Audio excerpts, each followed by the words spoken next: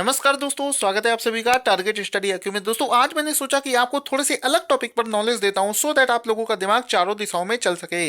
दोस्तों जब मैं छोटा था तो मेरे मन में एक सवाल बहुत ज्यादा जो मुझे परेशान करता था और मुझे उम्मीद है कि आप लोगों को कभी ना कभी कहीं ना कहीं ये क्वेश्चन जरूर आया होगा।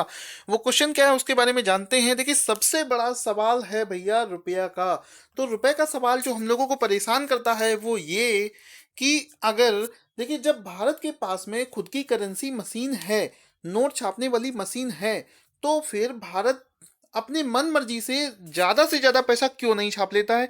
क्योंकि अगर मान लीजिए, सोच लीजिए कि आप अब आपके पास में आपके घर में अगर नोट छापने की मशीन आ जाए तो क्या आप नोट नहीं छापेंगे? आप सुबह से शाम तक नोट छापते रहेंगे। तो भारत क्यों नहीं सुबह से शाम नोट छापता रहता है?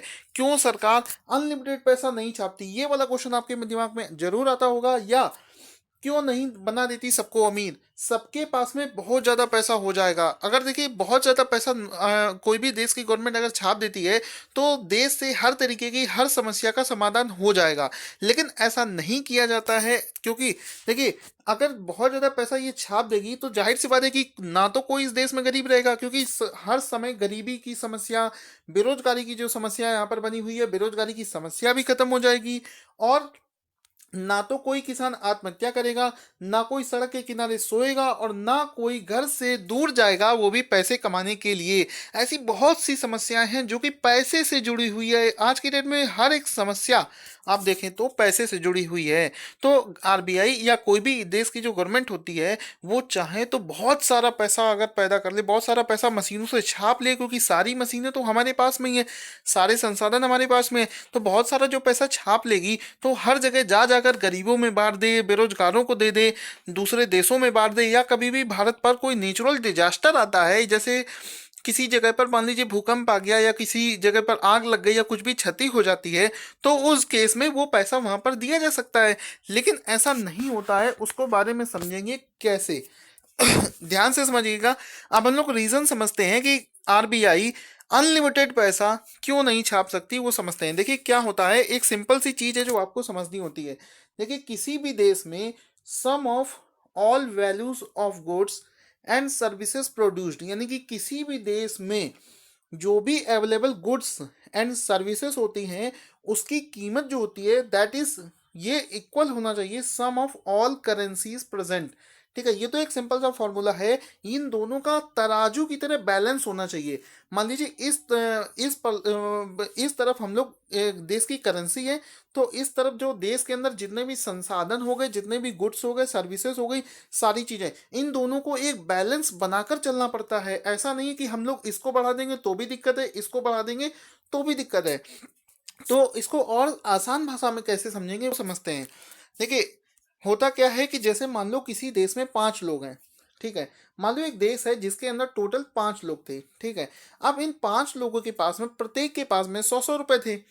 100-100 रुपए दे तो 5 × 100, 500 रुपए टोटल। ठीक है, और उस देश में खाने के लिए 50 किलो चावल था। ठीक है, यानी कि ये जो 500 रुपए था, ये 50 किलो जो चावल है इसको 500 रुपए में खरीदा जा सकता है। यानी कि ये 50 किलो चावल की कीमत 500 रुपए है। ठीक है, अब क्या हुआ, मान लीजिए उस देश ने बहुत सारे ज्यादा नोट छाप दिए। तो जो बहुत सारा ज्यादा नोट छाप देने के बाद में क्या होगा कि ये जो 5 लोग थे इनके पास में अब 100 रुपए ना रहकर रुपए इनके पास ज्यादा हो गए। मान लेते इनके पास में प्रत्येक के पास में 1000 रुपए हो गए।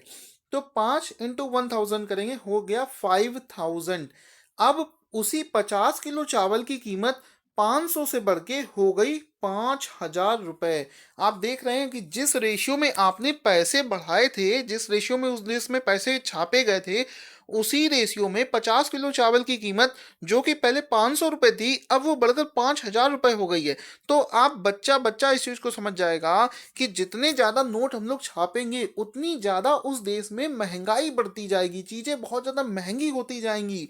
और क्योंकि जब किसी देश में करेंसी बढ़ जाएगी तो हर एक पर्सन के पास में पैसा बहुत ज़्यादा हो जाएगा।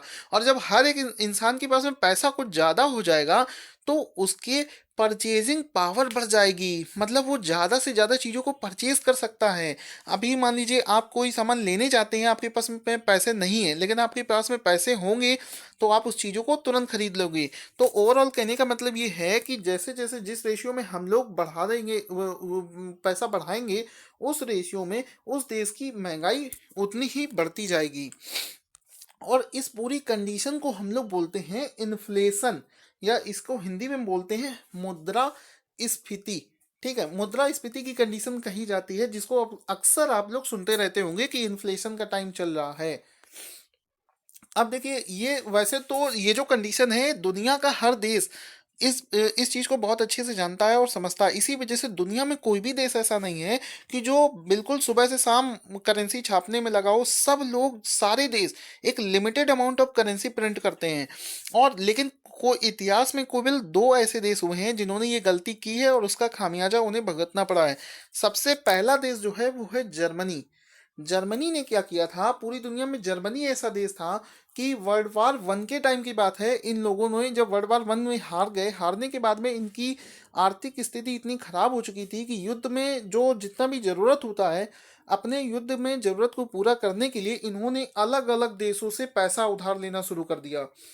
इन्होंने अलग अलग देशों से बहुत सारा पैसा ले लिया। जब ये युद्ध में पूरी तरीके से हार गए, तो इनको पैसे वापस करने का प्रेशर जब क्रिएट हुआ, तो इन्होंने क्या किया, बहुत सारी करेंसी एक्स्ट्रा में छाप ली। बहुत सारा पैसा जब इन्होंने छाप लिया, तो वहाँ की पूरी मनी डिवेल्युएट हो गई, यानी कि वो पूरी तरीके से वहाँ की अर्थव्यवस्था खत्म हो गई, जिसका खामियाजा उन्हें बाद में एहसास हुआ।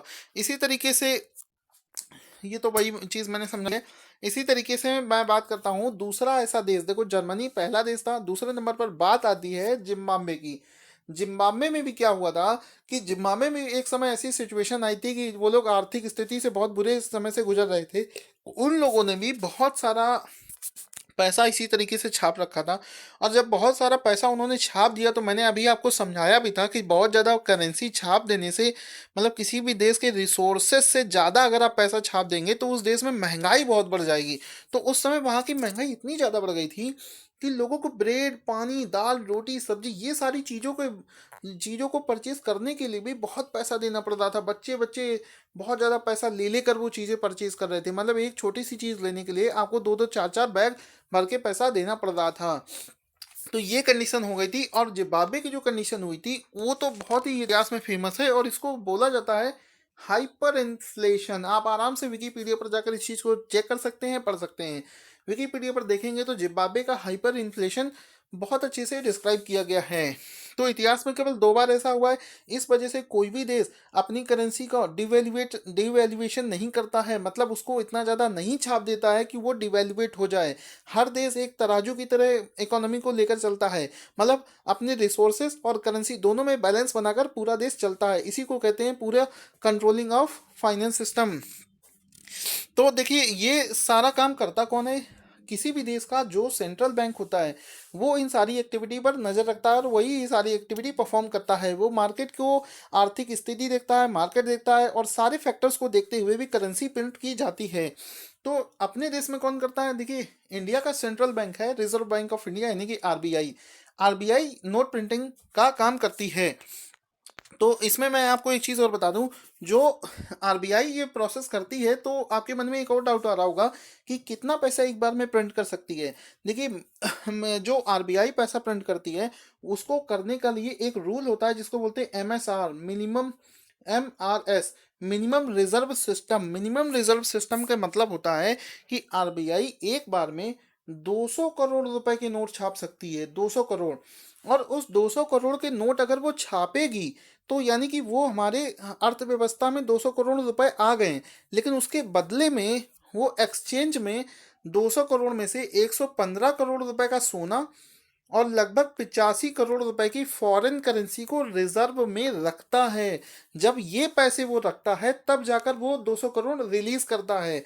ठीक है, तो ये सिस्टम होता है करेंसी को प्रिंट करने का।